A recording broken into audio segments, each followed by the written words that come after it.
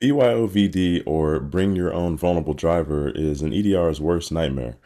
Hey everyone, my name is Roel Campbell. I'm a principal security researcher at Blackpoint Cyber's Adversary Pursuit Group.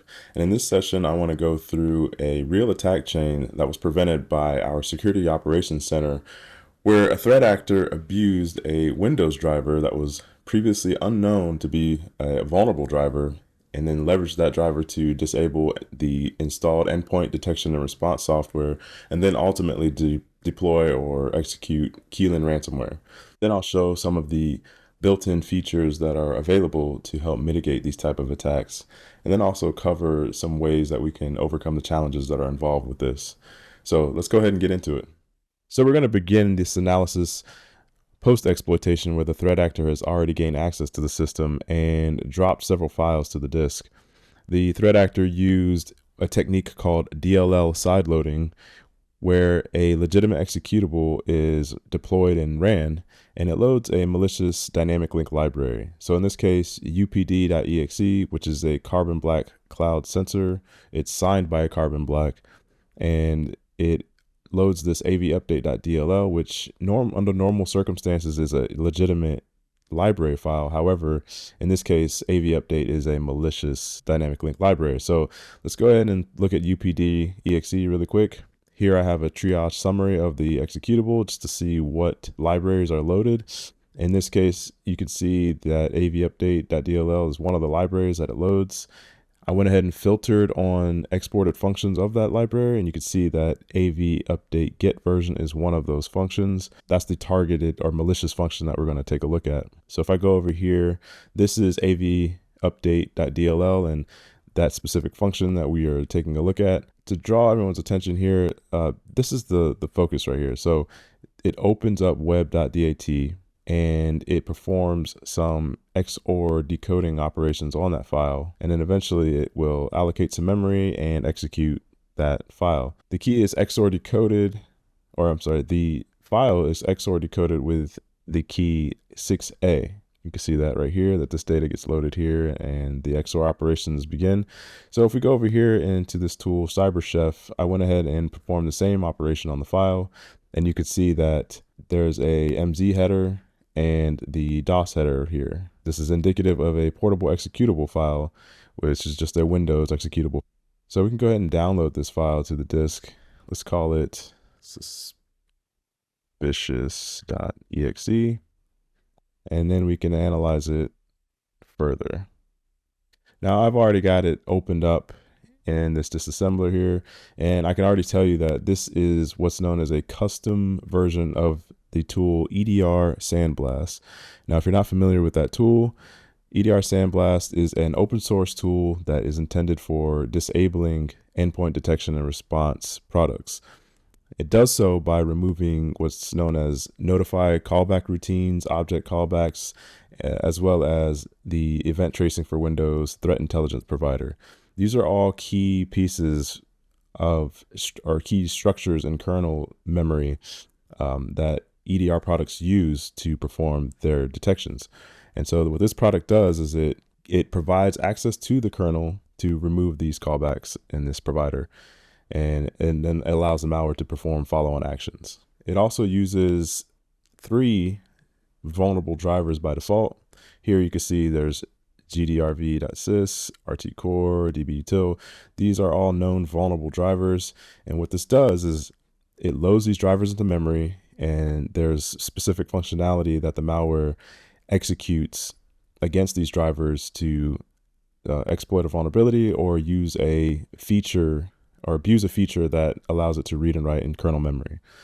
In this particular case, the threat actor used something totally different. They used a unknown vulnerable driver, unknown in the sense, or vulnerable in the sense that there wasn't a memory corruption bug. There was a abused feature of the driver that was used to read and write in kernel memory, and we'll look at that in a bit. Let's go ahead and look at this EDR Sandblast tool. So at a high level, what it's doing is it's hijacking another kernel module named beep. Beep is responsible for causing the system to beep. It's a native Windows driver, and the intended purpose here is to hijack the functionality of another legitimate module so that it would not only enhance its arbitrary read and write, but also remain sort of under the radar here. And so what it does is it leverages the vulnerable driver, which is going to be discussed in a bit here, to perform arbitrary 1-byte read and writes and overwrite the handler, the device control handler of Beep, with its own custom shellcode. That's it at a high level. The vulnerable driver in this case was called tpwsav.sys. So let's go ahead and look at that triage really quick. tpwsav.sys. And this driver is a Toshiba driver. It's used for power saving features on Toshiba laptops. It was compiled in 2015. So it's an older driver, but hasn't been abused in this way until now. And basically there's a couple of functions that are abused in this driver to allow arbitrary reading and writing. And I went ahead and labeled those here in the code. So here's the arbitrary read function.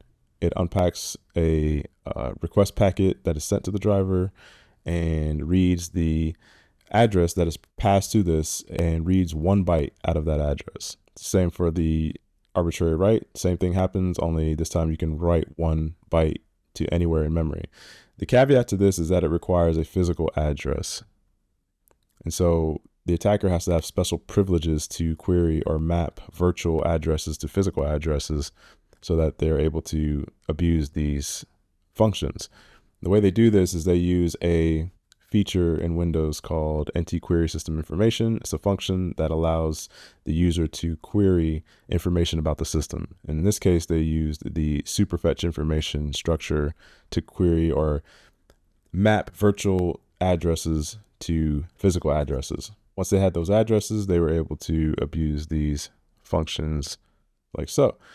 So each function was used to overwrite 1 byte at a time the Beep device control function with their own shellcode right here. So let's take a look at the shellcode really quick just to get an idea of what that looks like. Went ahead and reverse engineered the shellcode just to see what it does, but it takes a special IO control code here, and once it's past that control code, it unpacks some information that's in the request packet, and basically, depending on whether it's a read or write request, it will read or write anywhere in memory, specifically in kernel memory.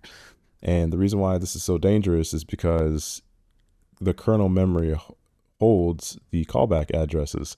So if you remember back in the EDR Sandblast repository here, the purpose of this is to remove notify callbacks, object callbacks in the ETW provider. These callbacks are enumerated by the malware, and then they are nulled out or overwritten so that they can't be called when a detection or when like a new process is spawned or a new thread is spawned or any of the detections that an installed EDR would register in the callback routines. So now that we have set the stage for all the pieces involved in this attack, the next thing we're going to do is demo how this all works. So what I'm going to do is open up an administrator command prompt here, and then we're going to show how Windows Defender is installed and enabled on this machine. Now, this isn't picking on Windows Defender.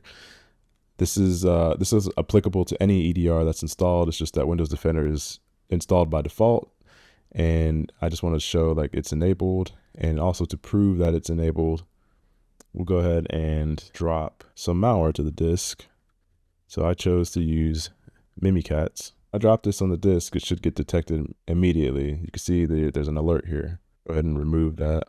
And then what we're going to do is execute this malware. So let's go ahead and here, you see there's our malware there, and then let's go ahead and execute it just like the threat actor would execute it.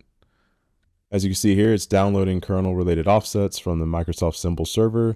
So it needs to enumerate those callback addresses, and it needs specific offsets in the kernel related to the current version of Windows. So it's doing that dynamically. And now it's loading the vulnerable driver, starting the service, and then it begins enumerating all of the addresses needed to perform the attack. Here you can see that Beep was successfully hijacked. If you keep scrolling through here, see that ETW threat intel provider was disabled, and you can see all the registered callbacks that are being removed. Removing callback, removing callback.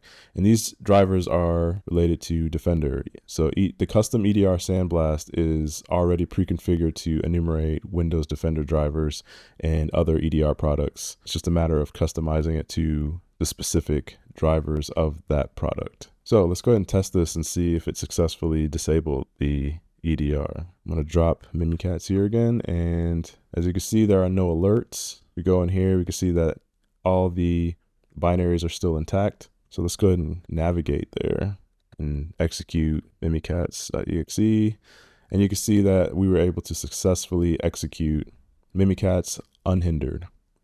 Now you might be wondering, what can we do to mitigate this? And there are several ways that we can go about doing this. It's a complex issue, but there are some things that can be done to help mitigate this. One of those things is Microsoft has already implemented a blacklist for known vulnerable drivers. And if we go into the device security core isolation features here, you can see right here that there's this Microsoft vulnerable driver blacklist. It's already on by default. For further information on this, we can go to MSDN and see that there are Microsoft application control policies that you can customize and enforce in your environment to block known vulnerable drivers. However, there are a couple of limitations to this. One, as you've already noticed, we were able to successfully execute this attack even though this was enabled. That's because the vulnerable driver that we used was not on the list. The second issue is that this list is only updated twice a year. So it's a little bit lagging on detecting the latest threats. And while it provides a baseline of blocking the known bad, it's limited on the new drivers that are being abused. Another thing that we can do is use some sort of whitelisting using only known good drivers. For example, you might want to take an inventory of all the approved drivers that are allowed to be loaded in your environment. The limitation with this is it's a little bit risky because it's harder to maintain when updates are pushed. And if signatures change with those drivers, then you might be blocking known good drivers in the latest updates. So it's just difficult to manage. It's a little clunky, but it is another option for protecting against new drivers from being loaded. A third option is machine learning. So maybe through an EDR vendor that's using advanced techniques to trigger on abnormal behavior when, say, a user mode application is communicating with a driver. There are different things that can be observed when a user mode process communicates with a driver and then maybe even starts manipulating critical structures in memory. So to conclude, EDR is essential for endpoint protection, but it's not foolproof. Sophisticated hackers are always going to find a way to bypass it, especially by exploiting legitimate signed executables. In this case, the attacker used a signed executable for DLL sideloading and a signed driver in EDR Sandblast. That's why EDR should be seen as a tool, not a complete solution. The key is to focus on detecting and preventing follow-on actions with a defense in-depth strategy. I hope you enjoyed this video. Thank you for watching.